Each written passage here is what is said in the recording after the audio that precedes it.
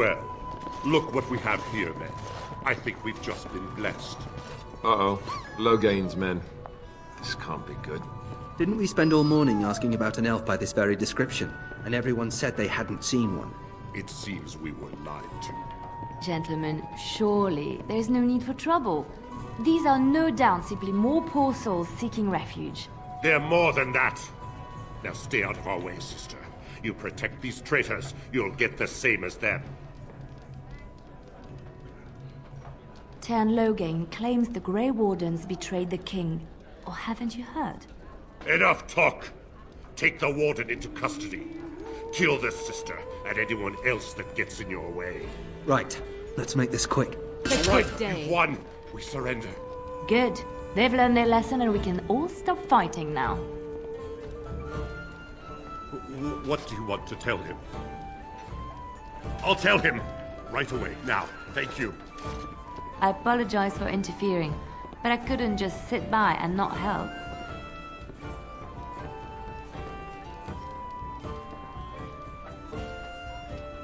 Let me introduce myself.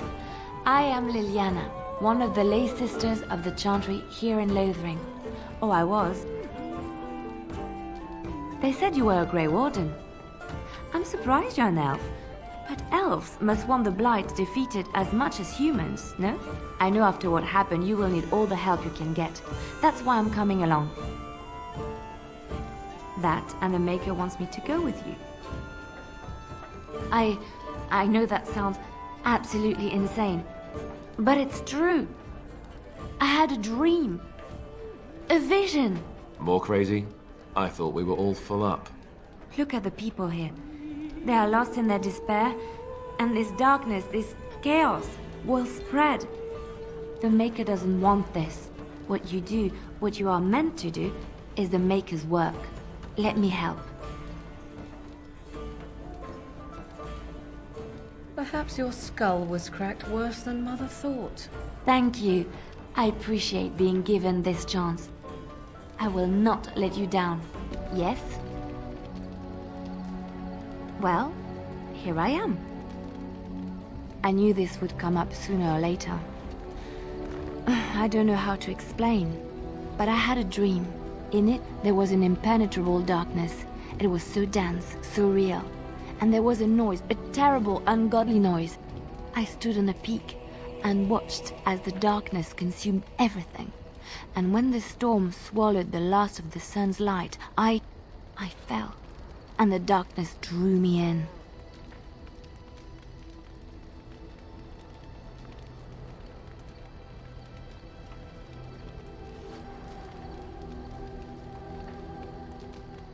I have had dreams.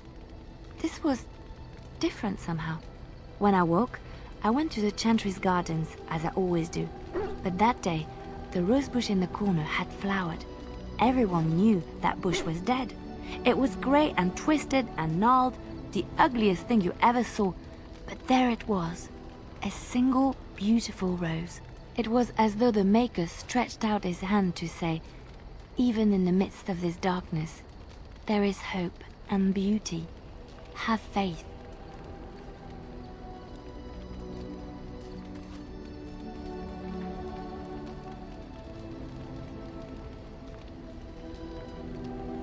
In my dream, I fell, or maybe I jumped.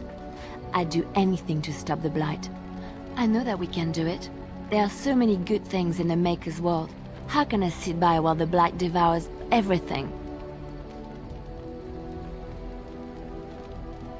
That is why you're a Grey Warden. Come, there's a Blight to stop. Yes? Well, here I am.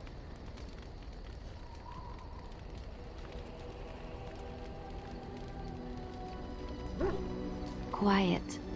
It was a life suited for contemplation. In the cloister, away from the fuss and the flurry of the cities, I found peace. And in that stillness, I could hear the Maker. But it was not perfect. Some of my Chantry fellows were condescending. That is the nature of religious folk, I suppose.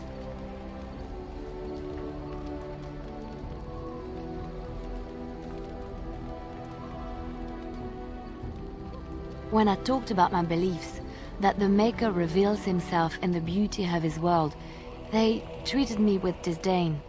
They want to believe that he's gone, so that when he turns his gaze on them, it means they are special, chosen. He cannot possibly have love for all, the sick and the weary, the beggars and the fools.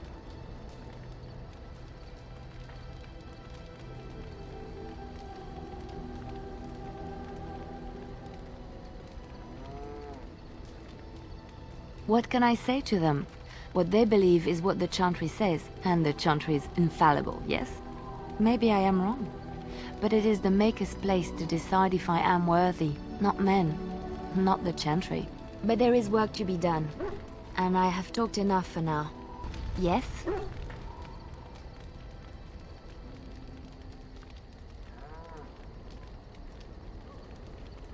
Well, here I am. What is meant by someone like me?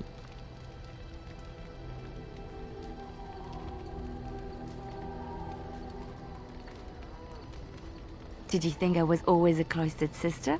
The Chantry provides succor and safe harbor to all who seek it. I chose to stay and become affirmed. I was a traveling minstrel in Orlais. Tales and songs were my life. I performed, and they rewarded me with applause and coin. And my skill in battle? Well, you pick up different skills when you travel, yes? Yes, of course. Let's move on. Yes? Well, here I am. Of course I do. I love stories far too much to keep them to myself. Everyone should be able to benefit from them, I think. Chantry law says it is man's pride that created the Darkspawn. In ages past, the mages of the Tevinder Imperium ruled much of the world we know. In their pride, they thought their magics invincible and imagined that they were greater than the Maker himself. So thinking, they invaded his golden city, planning to take it for themselves and depose their own creator. But they were impure and full of sin. And it is with the sin that they tainted the golden city, corrupting it forever. The Maker cursed them and cast them from his sight. Wherever they went, they spread the taint of their sin. Any land that was touched by the taint became blighted and would suffer no life. Instead, the Darkspawn arose to torment us and remind us of our hubris.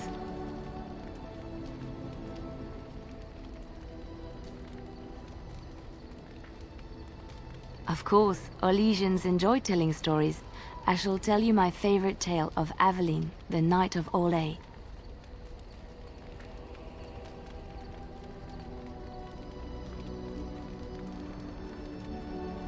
A long time ago, a girl child was born to a farmer.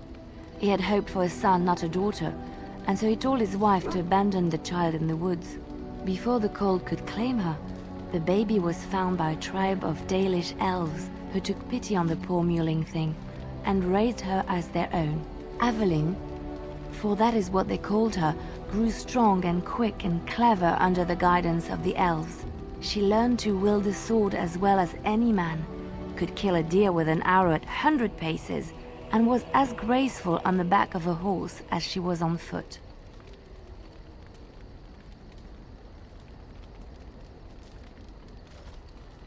Ethe'lan's Dalish guardians saw that she could easily best any Orlesian chevalier in battle, and wanted to show the cruel humans the child they had left to die.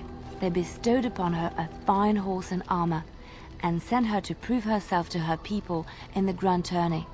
Now in those days, no woman was allowed to take up arms, let alone compete in the Grand Tourney, but Ethe'lan kept her helmet on and was not discovered.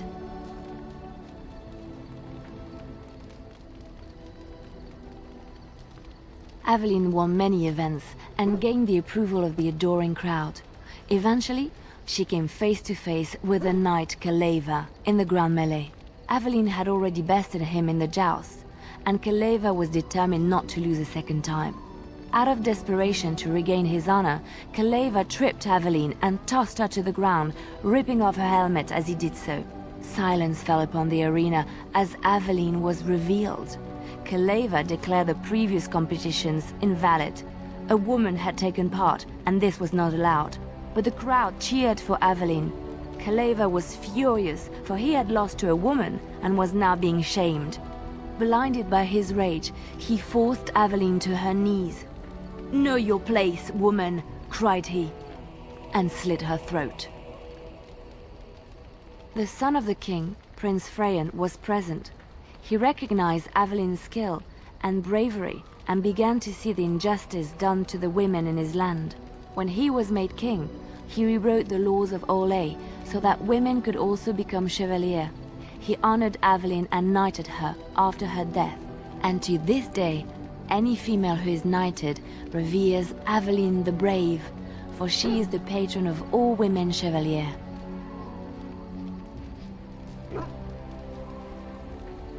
I know one, told to me by my mother a long time ago. It always chilled me to the bone. Maybe you have heard of Flemeth?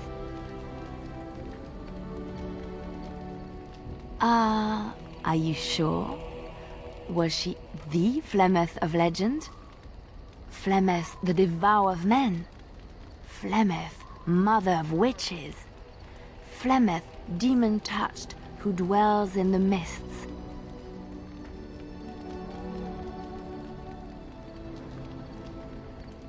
Ferelden mothers scare their daughters with talk of Flemeth. They say that if you're bad, Flemeth will spirit you away and bind you to her forever. They also say that Flemeth mourns her lost beauty and will steal yours through your looking glass if she catches you.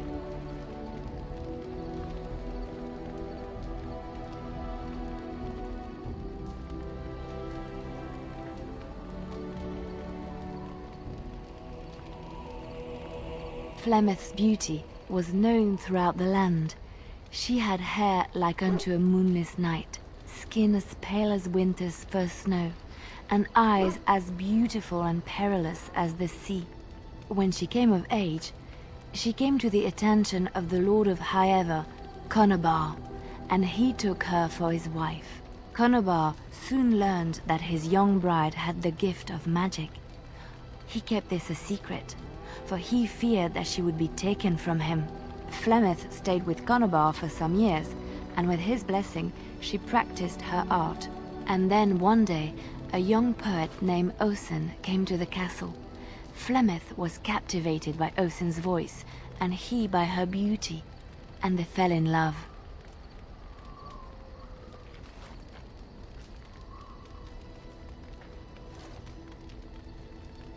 Flemeth longed to be with her true love, and she and Osen fled from Conobar's lands, seeking refuge in the Kokari wilds with the Chasing tribes.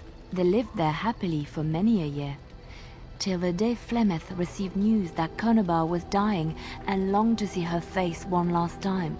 Flemeth's heart swelled with pity for the man who once was her husband, and begged Osen to return to Conobar's side with her.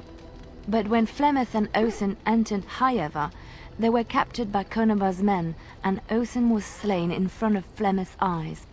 Flemeth was imprisoned in the highest tower of the castle, there to await Conobar's judgment on her. Distraught at the loss of her love, Flemeth plotted revenge against her husband. She summoned a fey demon, intending for it to wreak vengeance on Conobar. But a spell went awry. The demon possessed Flemeth. Turning her into an abomination, the halls of the castle ran red with blood as Flemeth slaughtered Conobar and all his men.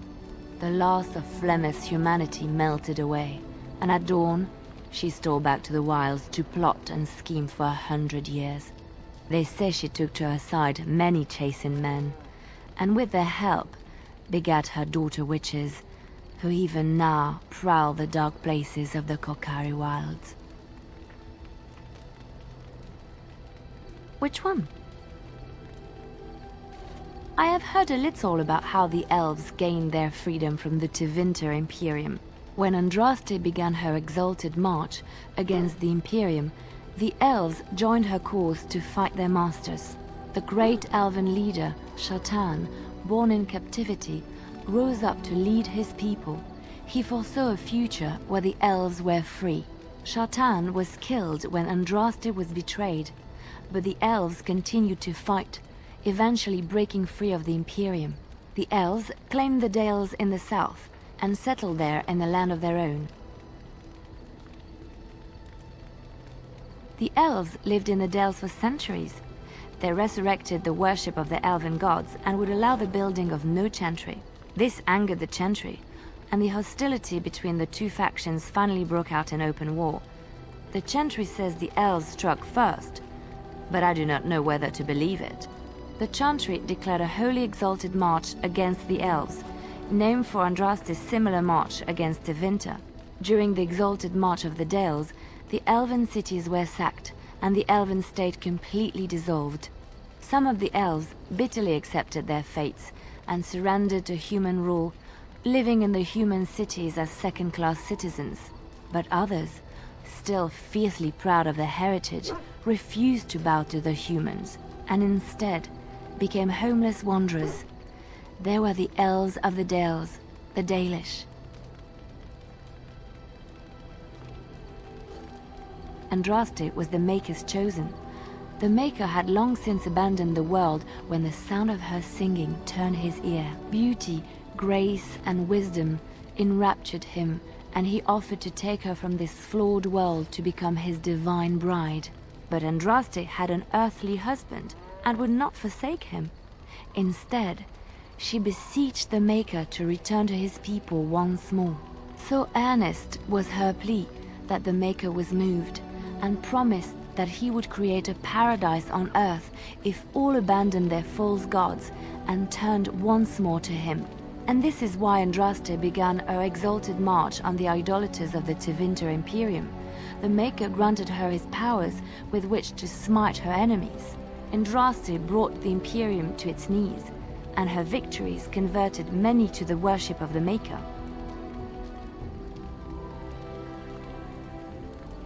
Alas, it was the frailties of men that betrayed and killed Andraste. Her earthly husband, Maferath, a chieftain of the Alamari tribes himself, grew jealous as his wife's popularity and influence overshadowed his own. She was also revered as the Maker's betrothed, and Maferath began to see their own bond waning in significance as Andraste became ever more devoted to the Maker. Out of envy and spite, Maferath made a pact with the Archon Hysarian of Tevinter, allowing his beloved Andraste to be ambushed and captured. Andraste was burned at the stake in Minrathous, the capital of Tevinter.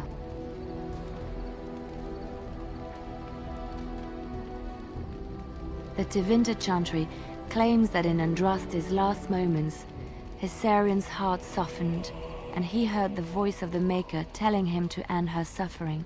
He plunged his sword into her heart, and as her blood washed over his hands, he became one of the faithful. Dissenters said that the Archon only converted because he could not stem the tide of Andraste's cult, and was forced to do so to stay in power. We will never know for sure. Something I can help with? People have always spoken of dark and mysterious woods haunted by beings unseen. The Brazilian forest is one such forest. They say the veil is thin here, and spirits from the fade pass over, drifting through the trees and giving them an unnatural and sinister intelligence. It is said that if you feel you are being watched in the Brazilian forest, you are. Something I can help with? Yes? What's on your mind? My mother was from Denerim, and I consider myself a Ferelden. Mother served an Orlesian noblewoman who lived here when Orlais ruled. When Orlais was defeated and the common folk began to resent the presence of any Orlesian, the lady returned to Orlais. She took my mother with her. I was born in Orlais and did not set foot in Ferelden till much later. Mother was always telling me stories of her homeland. I think she missed it. Mother died when I was very young. Lady Cecily let me stay with her. I had no one else. She was quite old then, and she had me study music and dance to entertain her. It is unfair that I have more memories of Cecily than my mother. Strangely, the only thing I really remember of Mother was her scent. She kept dried flowers in her closet amongst her clothes. Small white Ferelden wildflowers with a sweet fragrance. Mother called them Andraste's Grace. They were very rare in Orlais. But enough about that. Let us move on. Flowers? Thank you. They're very pretty. These were her favorite.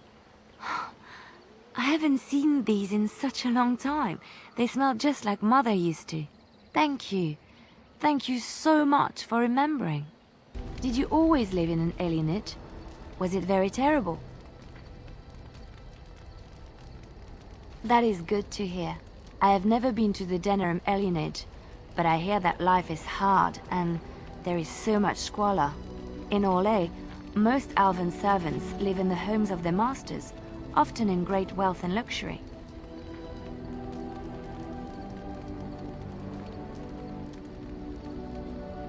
I've known elven servants with servants of their own. A well-trained elven servant is highly valued in Orlais. They are nimble and dexterous, and many people find them pleasing to look at. No, I did not mean it that way. Oh, my words were clumsily chosen. I did not mean to offend. I am sorry. Thank you. You have given me a lot to think about. Did you always live in an alienage? Was it very terrible? That is good to hear. I have never been to the Denerim alienage, but I hear that life is hard and there is so much squalor. In Orlais, most elven servants live in the homes of their masters, often in great wealth and luxury. I've known elven servants with servants of their own. A well-trained elven servant is highly valued in Orlais. They are nimble and dexterous, and many people find them pleasing to look at. No, I did not mean it that way. Oh, my words were clumsily chosen. I did not mean to offend. I am sorry. Thank you. You have given me a lot to think about.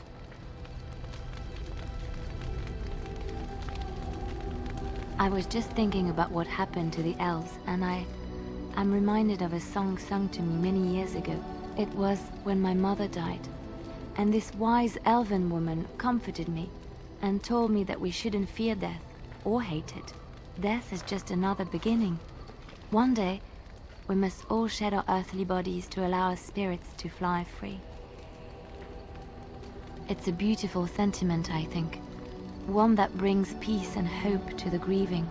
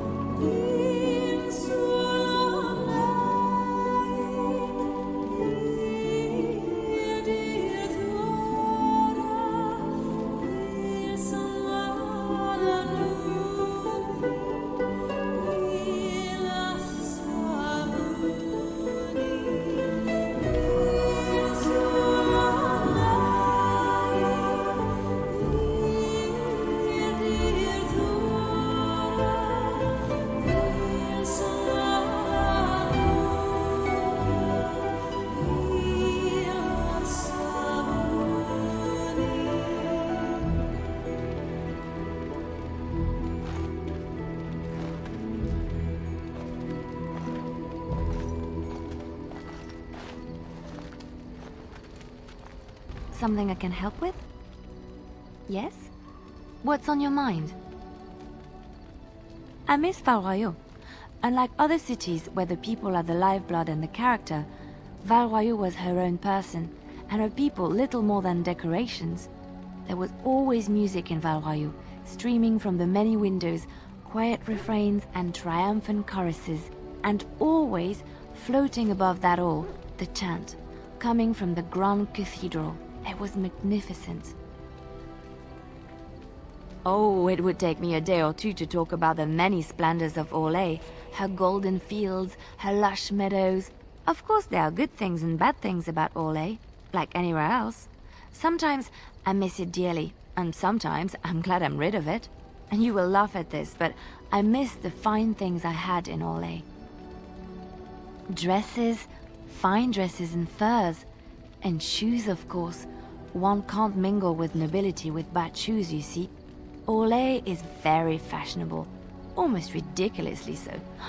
But the shoes, living with those ridiculous trends was worth it for the shoes.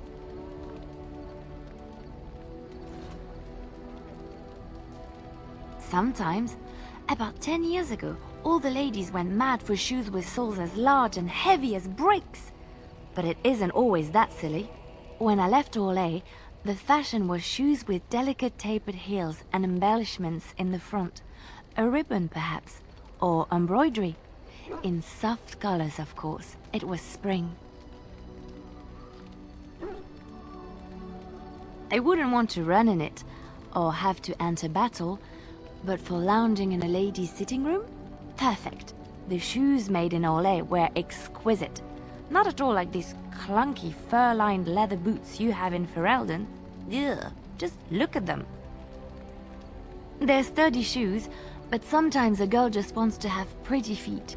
Oh, I could talk about shoes all day, but we have things to do, don't we? Something I can help with? Yes? What's on your mind?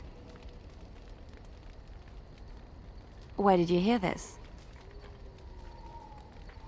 Not all minstrels are spies.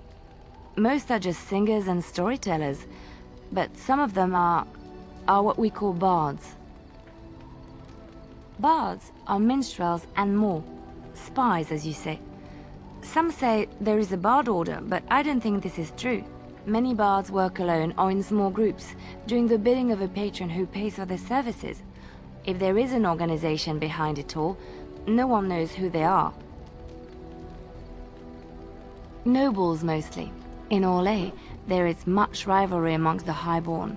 They fight over land, influence, and the favor of the Empress. But they cannot do this openly because it is impolite, and in public, they wear smiling faces and pretend to be civil. In secret, they plot and scheme to destroy each other. It is a game completely meaningless to anyone but its players. I have revealed too much, it seems, but it doesn't matter what I used to be. It is the past. I found myself in Ferelden and sheltered from bad weather in the Chantry, and when the storm passed, I just did not want to leave. I like to say the Maker brought me here. I have heard much about the halls of the Dwarven Kings, but the stories do it no justice. It is so strange, harsh, yet beautiful.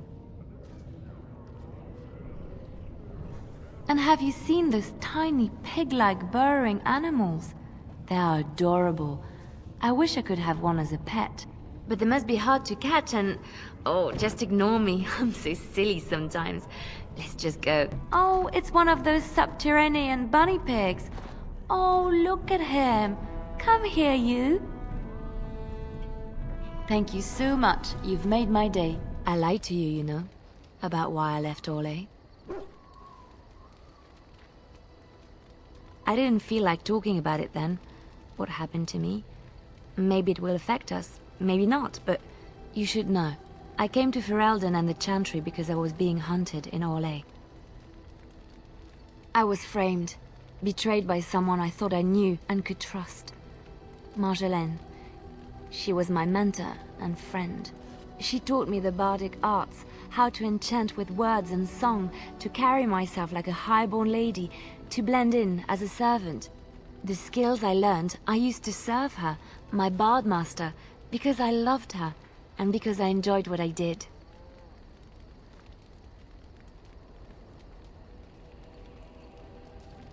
She was a remarkable woman.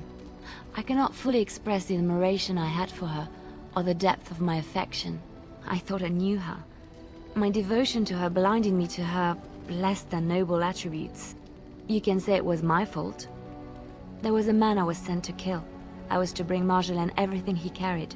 I don't know who this man was. She gave me a name and a description, and I hunted him down. I found documents on his body, sealed documents. My curiosity got the better of me. Something told me that I needed to know what was in those letters. Marjolaine had been selling all kinds of information about Orlais to other countries, Nevarra and Antiva among others. It was treason.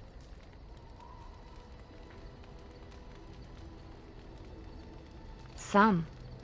But I had always assumed Marjolaine only operated within Orlais.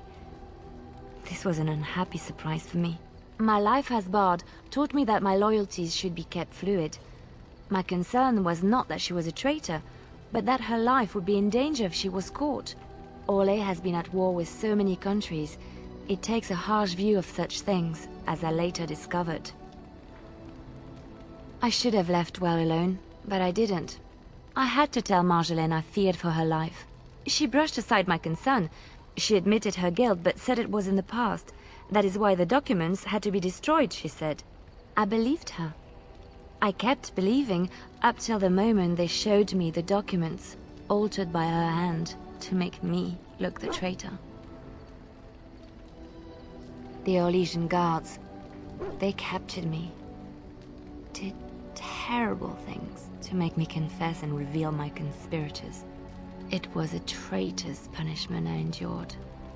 And at the end of it, all that awaited me was eternity in an unmarked grave. The skills Marjolaine taught me were good for something at least. I broke free when I saw the opportunity. I did not seek Marjolaine out. If she thought I was coming for her, she would have me caught again. I was tempted to confront her. I was furious, betrayed. But what could I do against her? And so I fled to Ferelden, to the Chantry and the Maker. Ferelden protected my person, and the Maker saved my soul. And that is the reason I am here. The real reason. No more lies between us, at least in this. It feels good to have this off my chest. Thank you for listening and understanding. Stop. Don't kill him. He is no common bandit. None of them were. Their weapons and armor are of fine make, and they are well trained. You know what I'm talking about, don't you? Who are you? Someone who regrets taking you on. I was told it would be an easy job. Kill the little red-haired girl. Deal with the others as we pleased. Kill the... You came to kill me? I don't pay to ask why someone wants someone else dead. I just need to know what to do and where to get my money. Ha! Money. I'll be lucky to get away with my life, it seems. Maybe we could work something out. You like the idea? Speak quickly. I've no real quarrel with you. Wasn't me that wanted you dead. But I know how you can find the one who does. Never found out. Got the feeling the man I spoke to was doing someone else's bidding, too. I have some directions written down on how to get to the house. It's in Denerim. Yeah, it's the best I can do. Thank you. Now leave. I never want to see you again. Don't worry. I'll not trouble you no more. It's Marjolaine. It has to be. Maybe someone saw me. Maybe she's finally found me and wants to finish what she started. Perhaps it's time to settle this score for good. Leliana! Ah, so lovely to see you again, my dear. Spare me the pleasantries. I know you're... Oh, you must excuse the shabby accommodations. I try to be a good host, but you see what I have to work with. This country smells like wet dog everywhere. I cannot get the smell out. Even now it is in my hair, my clothes, ugh. Of course, you don't notice it. You wallow in the muck with your beast so much, you are used to their scent. I am not here to discuss Ferelden's odor, Marjolaine. You framed me, had me caught, and tortured. I thought that in Ferelden I would be free of you, but it seems I am not. What happened to make you hate me so? Why do you want me dead so badly? Dead? Nonsense. I know you, my Leliana. I know what you are capable of. 4 or 5 men you can dispatch easily. They were sent to give you cause to come to me. And see, here you are. Ignore what she says. She's lying. I know how she works. What are you up to, Marjolaine? Why are you in Ferelden? In truth, you have knowledge that you can use against me. For my own safety, I cannot let you be. It is you think I did not know where you were? Did you think I would not watch, my Leliana? What is she up to, I thought?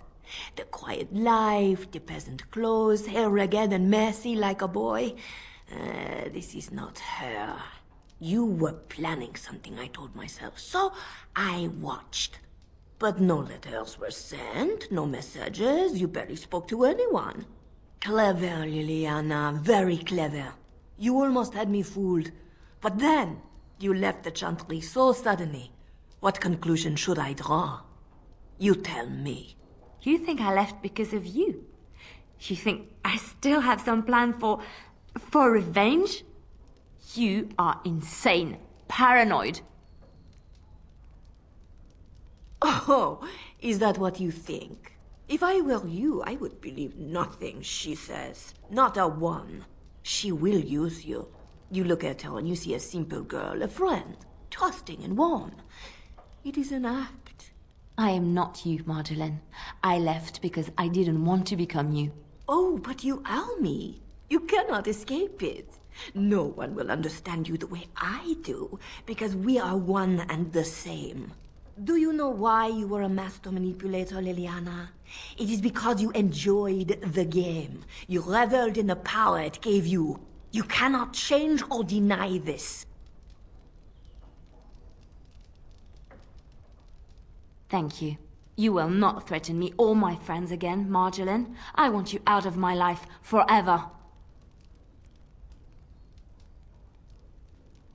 Leave Ferelden. Go back to Arle and never return. What you do is no longer my concern. I see. I will go, for now. But you carry a dangerous secret of mine, Leliana. It is not over. Not for us. Oh, hello. Is there something you wanted to talk about? It's nothing. I'm fine. I'm just thinking. I can't get what happened out of my head. I'd been in Lothering for years, and she still thought I was plotting against her. She didn't trust me. Maybe she never did. She loved me when she could use me and control me. And now that she can't, she wants me dead. It hurts to realize that I never really knew her. I knew she was ruthless, but I didn't know how far she could go. She is self-serving, cruel. She uses people, then discards them. But that's how she survives in the life she leads. What if she's right? What if we're the same? I should just have stayed in the Chantry. Maybe, but that is not the point. I was a different person there. I forgot my life as a bard while I was in the cloister. I felt safe. I didn't have to watch my back all the time. That's what made Marjolaine the person she is, don't you see? It ruined her. It will ruin me too. Even now, I feel some regret at not ending her life in order to protect my own.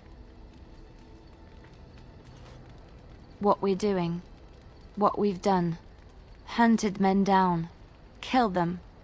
Part of me loves it. It invigorates me, and this scares me. I feel myself slipping. How can you be so sure? That is true. I can always trust you to show me things from a different perspective.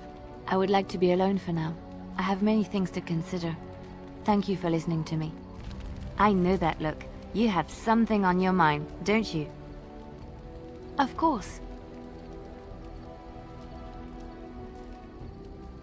I have not given this a lot of thought. What will I do? We've traveled far and wide. Does it need to end? There's so much out there. Adventures to be had and stories to be told. I want to be part of it all. I might need some company. And you're not too irritating. You're welcome to come along if you like. It is settled then. You and I wandering the world, seeking our fortunes. I can't wait. I know that look. You have something on your mind, don't you? Of course. There are many rumors about spies, or legion or otherwise. What are you referring to exactly?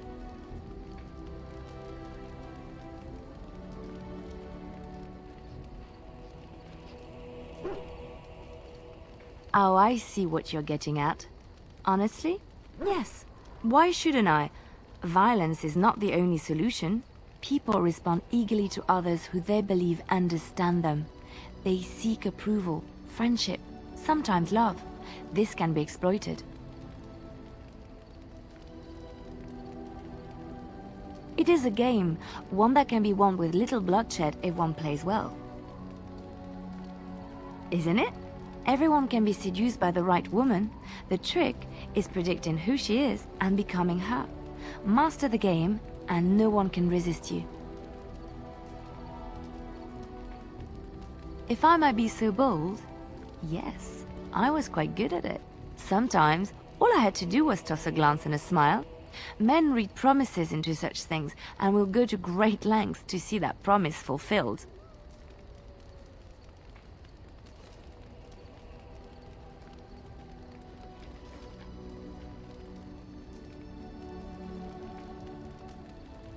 That is what they all say. I suppose we will never know, will we? I'm certainly not going to test you.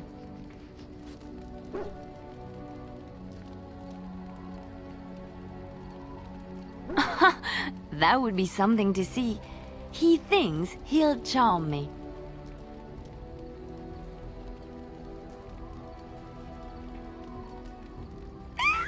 Silly boy!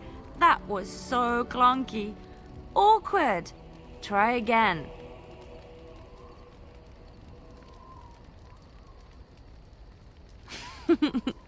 Maybe. You're a tricky one. You're an interesting person. Sometimes I don't know what to make of you, but I like it. But come, it is getting late and there is much to be done. Do you remember our discussion? I just wanted to tell you that I thought about what you told me, and you were right. Despite what Marjolaine says, I am not like her. I know that now. I found peace in knowing the Maker, and nothing will change that. I followed you to make the world a better place, and as long as I keep that in mind, I will not fall. Sometimes, it takes another to show us the truths we hide from ourselves.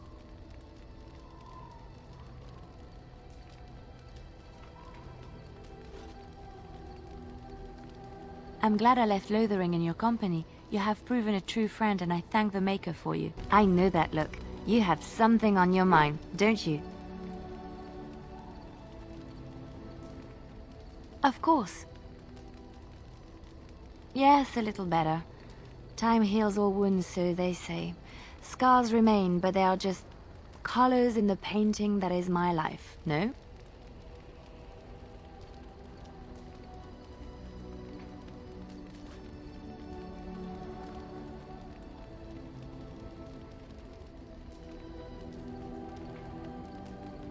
Yes, that is what I'm saying. I wish things had happened differently, but knowing her and knowing me, I don't think it could have. We had good times though, and I look back on those fondly. Whatever happened after will never change the truth of the past. Yes, once, a long time ago, she was a worldly woman and there was so much she knew and was willing to share with me. I would have done anything for her once. She used to be different. Happier, I think. She loved music and had a weakness for sugary cakes. Maybe she was always lying about who she was. Or maybe she changed over the years.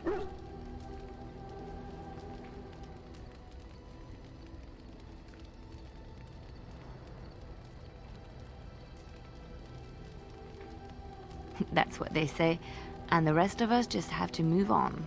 And I think I have. You are how she used to be years ago, a joy to be around, a constant companion and a listening ear in times of need.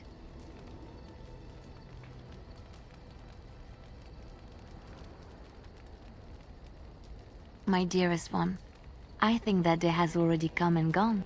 I have never regretted leaving Orlais. I do not regret any of the pain, the anger, the loneliness, because it brought me to you, and I love you. It's so wonderful to say that to someone again. But people are starting to look at me strangely. We will speak of this again, I promise. I enjoy the nights at camp. The night always seems more peaceful to me, safer.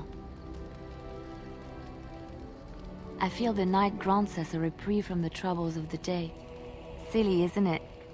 The darkspawn never sleep, and they lurk in the shadows.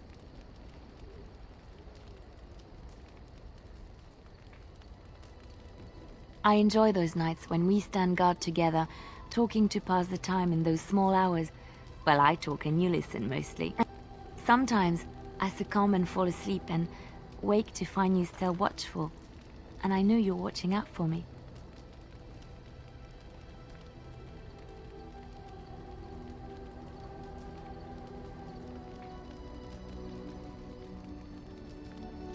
What I'm trying to say is that I trust you. I'm comfortable around you. I know you'll be there when I need you. You are our leader and my friend, and sometimes I think that maybe we could be more than that. Maker, look at me stumbling over my words like an ill-educated peasant girl. Some bard I am. I'm not embarrassed. I'm just flushed because of the heat.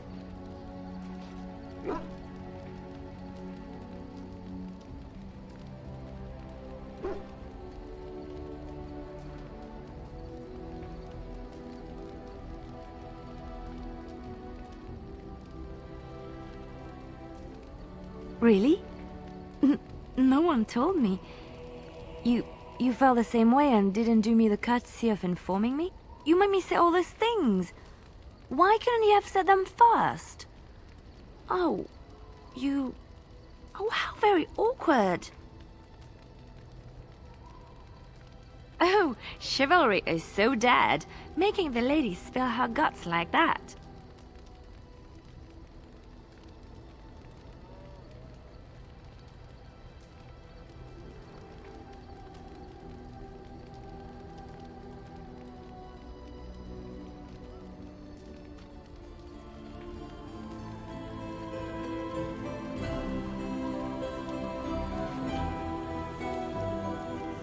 Well, that settles it then. The stars are out.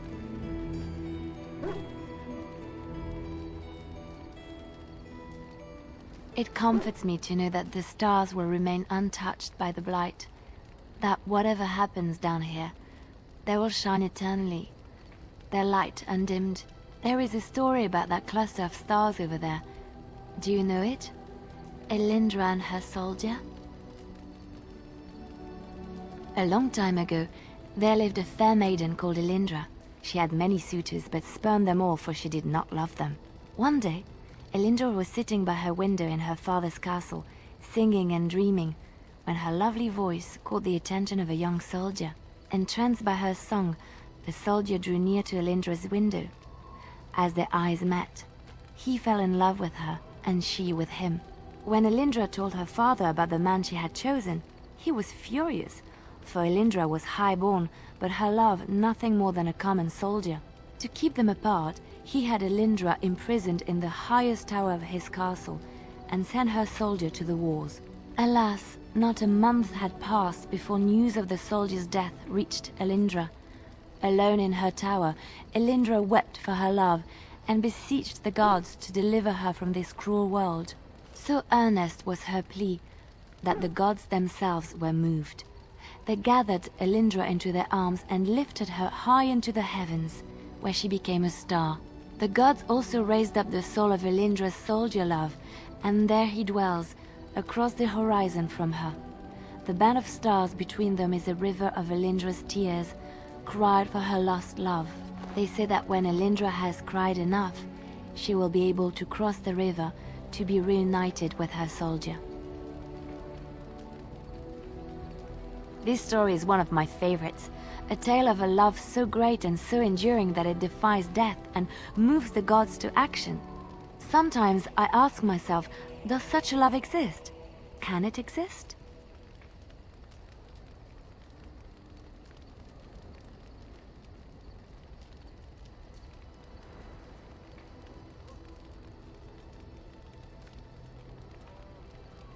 I never expected you to say that. It is a pleasant surprise.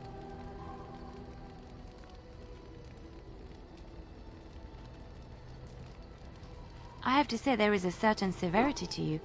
Finding a person behind that all is nice. Maybe you should let your softer side show more often. Sometimes following your heart, not your head, leads you to remarkable places. It has been some time since I left Lothering. When I stepped out of the cloister, I had no idea where my path would lead. I walked where the Maker led me, and he has rewarded me for my faith. I found you.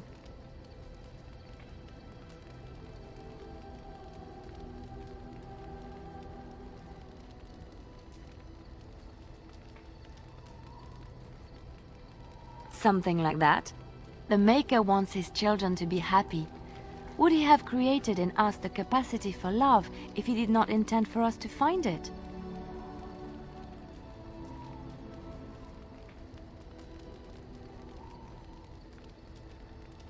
Yes, that gloriously rich and decadent emotion that one finds oneself hopelessly stuck in, much like caramel pudding.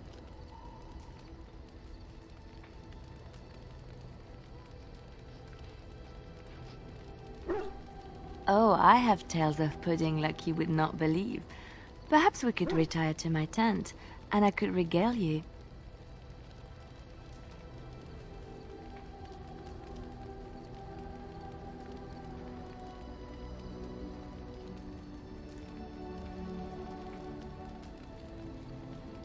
Good. Now come with me before I lose my patience.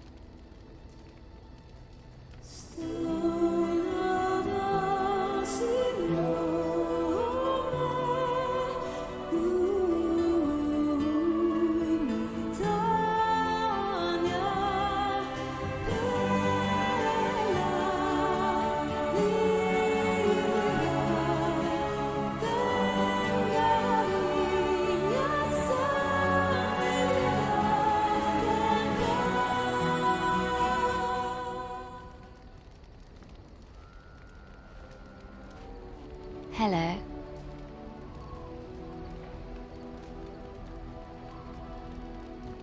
I've been up for some time, but yes, I slept very well. I've just been watching you sleep.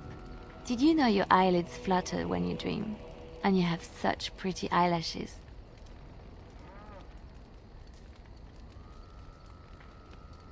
So I hear. I'm so happy, blissful. I haven't slept so well since I was forced to flee from Orlais. Knowing you will be the first thing I see when I wake gives me no small amount of comfort. I feel safe in your arms. Safe, loved and accepted. This is where I belong.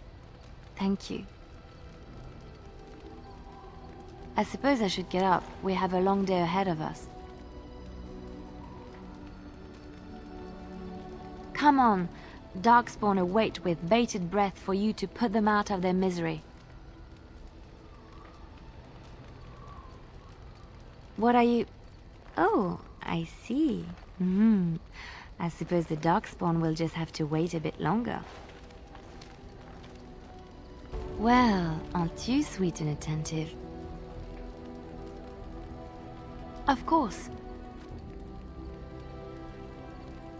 Wait, you want to talk about us? Is there something bothering you? Really? You think so? You're so sweet. So this is it? This is the end? We've come so far. It's strange knowing that all our fates will be decided in a matter of hours. We stand on the precipice before the greatest battle of our age.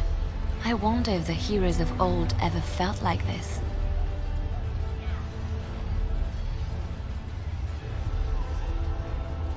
I am not afraid. We go to fight for a good cause, and there is nowhere else I would rather be. You are my dearest friend and my love. You lit my path through darkness, and I will stand with you to whatever end. This day, we will forge a legend of our own. So here we are. The conquering hero has won the day, and now he takes his bow and exits the stage. A fine ending. Yes. Yes, he most certainly does. You know, I can't help now but think of my vision. The Maker sent me to help you, and look what you did. It's a miracle. It truly is. So, if I heard right, you'll be leaving soon. Any room for an extra body on your travels? Good. Because there's nowhere I'd rather be than at your side. At any rate, I should let you get back to your celebration before someone drags you away. I look forward to seeing you again afterwards.